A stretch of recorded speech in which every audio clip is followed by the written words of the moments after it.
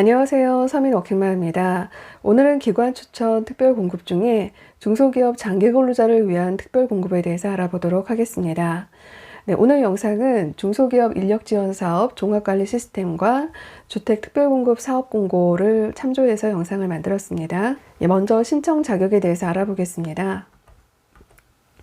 세 가지 신청 자격이 있는데요.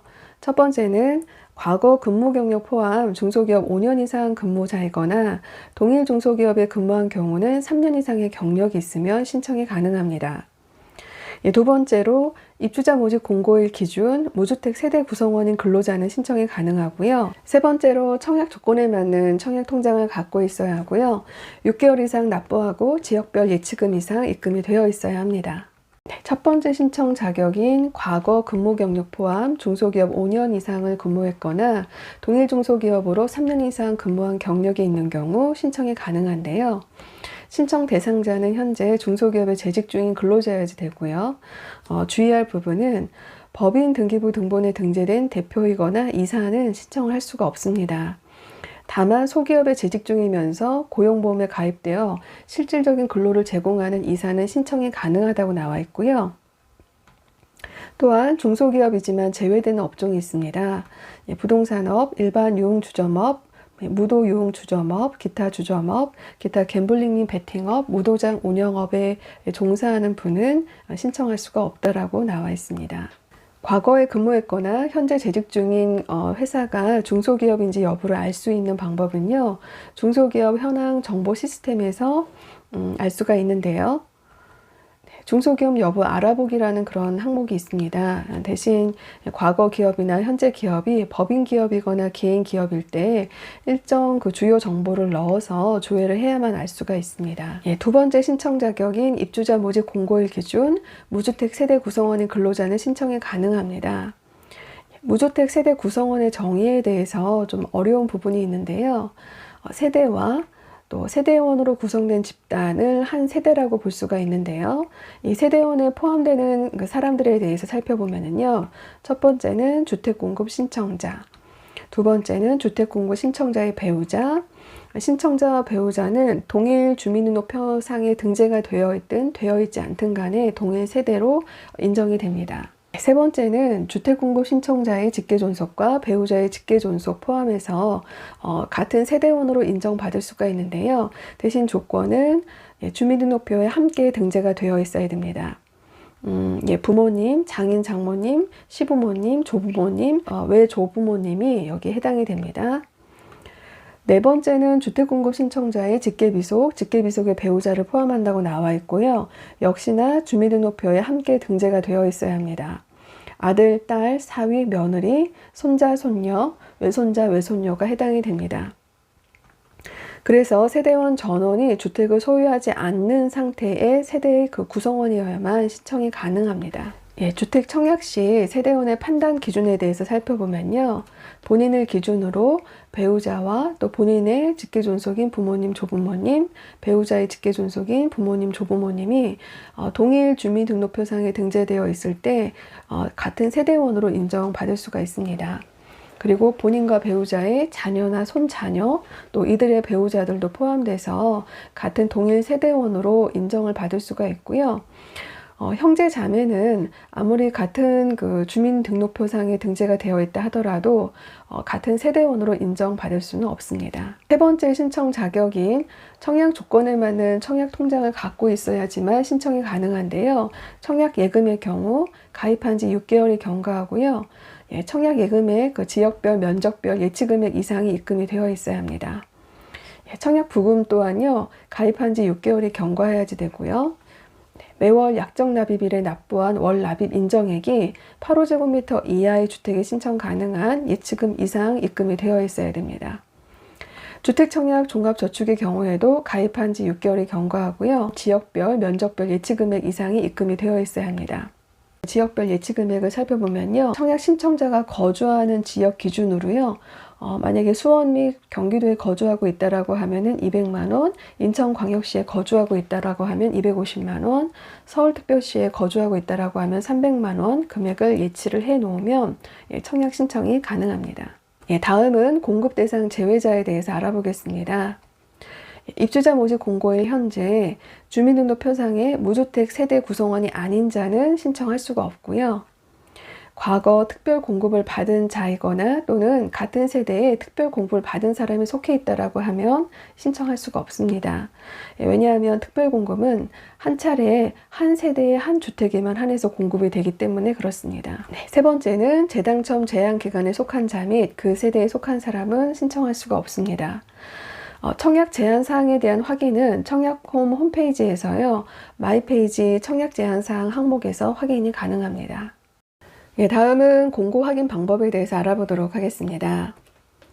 중소기업 인력 지원 사업 종합관리 시스템이라고 하는 홈페이지에 들어가게 되면요, 알림마당이라고 하는 항목이 있습니다. 이 알림마당을 클릭하게 되면요, 네 번째 부분에 주택 특별 공급 사업 공고라고 하는, 이렇게 매번 아파트별로 중소기업 장기 근로자에 대한 특별 공급에 대해서 공지가 뜨게 됩니다. 다음은 신청 방법에 대해서 알아보겠습니다. 신청 방법은 세 가지 방법이 있는데요. 첫 번째는 온라인 접수가 가능합니다. 온라인 접수는 중소기업 인력지원사업 종합관리 시스템에서 신청이 가능하고요. 두 번째는 방문 접수가 가능합니다. 세 번째는 우체국 등기 우편으로 접수가 가능하고요. 택배나 퀵이나 이메일이나 팩스로는 신청이 불가합니다.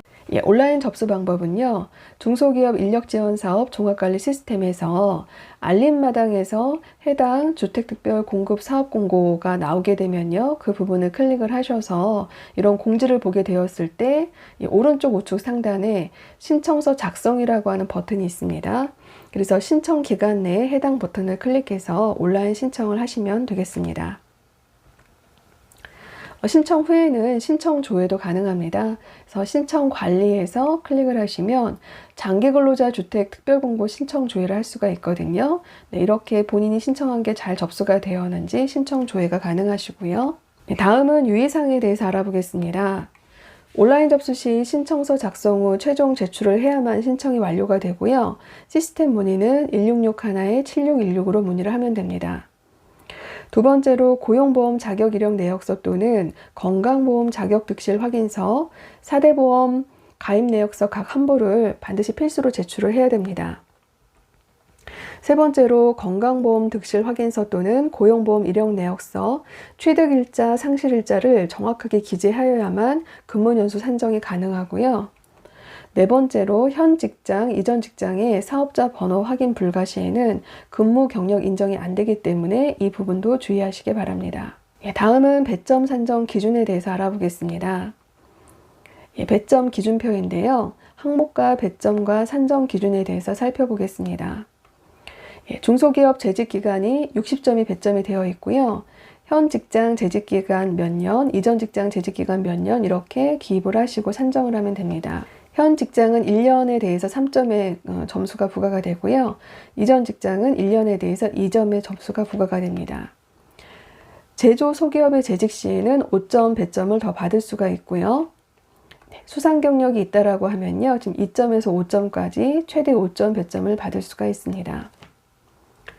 기술, 기능 인력 및 핵심 인력의 경우에요, 지금 3점에서 최대 7점까지 그래서 10점 배점을 더 받을 수가 있고요. 기술사, 기능사, 기사, 산업기사, 기능사의 그러한 자격증을 보유할 경우에는요, 최대 5점 배점을 받을 수가 있습니다. 뿌리산업의 재직 시에 5점 배점을 받을 수가 있고요.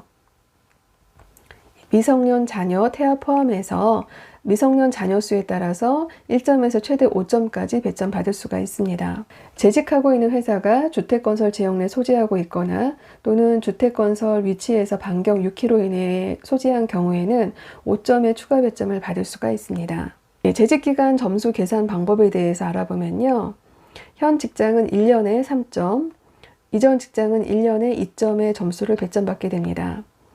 예시를 보면요, 만약에 현 직장에 3년 5개월을 다녔다라고 하면은 3년에 대해서 3점이 부여가 돼서 9점의 배점을 받을 수가 있고요. 이전 직장의 경우 총 재직 기간이 7년 6개월이었다라고 하면요, 7년에 대해서 2점을 곱해서 14점의 배점을 받을 수가 있습니다. 이렇게 해서 9점과 14점을 합해서 총 23점의 배점을 받을 수가 있습니다. 재직기간 산정 관련 Q&A 첫 번째를 살펴보면요, A기업에 다니다가 퇴사하고 다시 A기업에 입사한 경우 이전 다닌 경력까지 현 직장으로 산정이 가능한가요? 이 질문에 대한 답변을 살펴보면요. 현 직장의 재직 기간은 근로계약에 단절 없이 재직한 기간을 인정한다라고 합니다. 그래서 퇴직 후 재입사한 경우는 근로계약이 단절된 경우이기 때문에 새로 입사한 시점부터 현 직장으로 산정이 가능하다라고 합니다. 재직기간 산정 관련 두 번째 Q&A를 살펴보면요. A기업에 다니다가 분할 합병 등으로 B기업으로 소속이 된 경우 현 직장으로 인정이 가능한지요? 네, A기업에서 B기업으로 고용 승계가 된다면 퇴직금도 승계에 포함해서요. A기업 입사 시점부터 현 직장으로 인정 가능하다고 합니다. 대신 고용 승계가 명시된 A기업과 B기업 간 양도양수 계약서 및 A기업 경력도 명시된 재직증명서를 제출할 필요가 있다고 합니다. 예, 재직기간 산정 세 번째 Q&A입니다. 이전 직장이 폐업한 경우에도 중소기업 재직 경력으로 인정받을 수 있는지요? 현재는 폐업한 상태라도 재직 당시 중소기업이었다면 인정 가능하다고 합니다. 다만 지방청 담당자가 당시 평균 매출액을 확인할 수 있는 재무제표, 원청 징수 이행 상황 신고서 등을 추가로 요청할 수 있다고 하네요. 재직기간 산정 관련 네 번째 Q&A입니다. 한 중소기업만 다니고 있는데 퇴직금 정산 등으로 인하여 실제로는 퇴직하지 않았으나 건강보험 자격득실 확인서 등에서는 근무기간이 끊겨 나오는 경우 현 직장으로 쭉 인정받을 수 있는지요? 예, 답변은요. 자격상실일과 자격취득일이 동일하여 실질적인 퇴사가 아님이 나타난다면 재직증명서로 실제로 퇴사하지 않았음을 증빙해주는 범위에서 인정이 가능하다고 합니다. 퇴직금 정산 이후 단절이 있는 경우는 현 직장 경력으로 인정이 되지 않는다는 대법원 판례가 있기 때문에 이 부분은 주의를 하셔야겠습니다. 재직기간 산정 관련 다섯 번째 Q&A입니다. 기업에서 사대보험을 늦게 들어준 경우 혹은 고용보험에 들지 않은 경우 경력을 인정받을 수 있나요? 사대보험, 건강보험 자격득실 확인서, 고용보험 피보험자 자격 이력 내역서 등 어느 서류로든 증빙이 된다면 그 경력 인정을 받을 수 있다고 합니다. 다음은 인정 자격증에 대해서 알아보겠습니다. 국가기술 자격 분야는 화면에 보시는 것처럼 기술 기능 분야가 있고요. 서비스 분야가 있는데요. 중소기업 장기 근로자를 위한 특별 공급에 관한 이 부분에 대해서는요. 기술 분야의 자격증만 인정된다고 합니다. 서비스 분야의 자격증은 인정이 안 된다고 하네요. 인정 자격증 관련 주의사항 두 가지는요. 첫 번째는 서비스 분야 자격증은 인정이 안 되고 기술 분야 자격증만 인정이 된다는 부분입니다. 두 번째는 자격증이 2개 이상 많이 있다라고 하더라도요. 1개의 높은 점수의 자격증만 인정된다는 부분 꼭 알아두시기 바랍니다. 다음은 재직 중소기업 위치에 대한 부분입니다. 재직하고 있는 그러한 중소기업이 주택건설 지역과 동일한 시 또는 군에 소재한다던가 또는 주택의 건설 위치에서 반경 6km 이내에 소재한다라고 하면요. 가점 5점을 추가적으로 받을 수가 있습니다. 주택건설 위치가 재직하고 있는 회사와 반경 6km 이내인지는요. 네이버 지도에서 거리재기로다가 활용을 해서 알 수가 있습니다. 다음은 산정 결과 동점자가 발생한 경우 추천 순위에 대한 기준에 대해서 알아보겠습니다. 우선 공급 대상자가 동점자가 있을 경우에는요. 재직 중인 중소기업의 재직 기간이 긴 순서대로 우선순위를 부여한다라고 되어 있고요. 그 다음은 중소기업 재직 기간이 긴 순서대로 우선순위를 부여한다라고 되어 있습니다. 신청 서류에 대해서 나와 있는데요. 공고일 이후 서류에 대해서만 유효하다고 되어 있고요. 미제출 시는 불인정한다라고 되어 있습니다. 법인등기부 등본은 3개월 이내의 것을 제출을 해야 되고요. 사업자 등록증은 이전 발급분도 가능하다라고 나와 있습니다. 화면에 보시는 것처럼 1번부터 11번까지 이런 해당 서류들을 잘 증빙해서 제출을 하셔야 됩니다. 다섯 번째 Q&A입니다. 2개 이상의 단지가 접수 중일 때 중보 신청이 가능한지요? 중보 신청은 가능합니다. 그렇지만 2개 이상이 추천이 되더라도 청약은 대신 한 군데에만 꼭 하셔야 되고요. 이런 이유는 보통 기관 추천 같은 경우는 먼저 당첨자로 선정이 되거든요. 그렇다 하더라도 최종 아파트 특별 공급 신청일에 반드시 청약홈에서 신청을 해야 됩니다. 이 경우에 2개 이상 추천 당첨자로 선정이 된다 하더라도 아파트 청약은 이제 한 군데만 해야 된다는 그런 의미입니다. Q&A 6번입니다. 중소기업 특공에서 추천이 되고 청약을 안 넣어도 불이익은 없는지요? 네, 현재는 불이익이 없지만 향후 지속적인 논의를 통해서 지침 개정을 통해서 감점을 주는 방향으로 논의를 하고 있다고 합니다. 오늘 영상은 여기까지입니다. 오늘 영상이 도움이 되셨다면 구독과 좋아요 부탁드리고요. 저는 다음 영상으로 찾아뵙겠습니다. 감사합니다.